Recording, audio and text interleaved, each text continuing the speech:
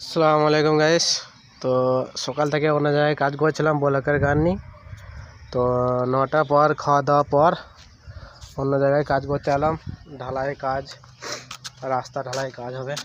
তো আমি একাই আছি, আপনাদেরকে দেখাচ্ছি কীরকম কী রাস্তা। দেখতেই পাচ্ছেন, মানে পেছু দিয়ে এই সামনেটা এতটা অবধি ঢেলেছে ওইখান থেকে নিয়ে, আর ওইটুকু বাকি রেখে দিয়েছে। ওইটুকু মাটি ভরতে হবে, প্রচণ্ড খাল, নাহলে হবে না।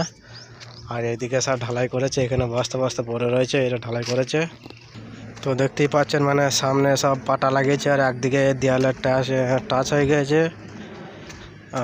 সামনে কিছু লোক বসে আছে। তো এটা আমাদের এচুরি স্কুল বাউন্ডারি, আর এটা যে স্কুল, আর এটা পায়খানা হবে মনে হয়, ভেতরে করেছে, বুঝতে পারছি না কি। আর সামনে যেটা রং করা আছে ওটা হচ্ছে স্কুল। তো এই যে ঢালাই, এইখান থেকে ঢালাই করতে হবে।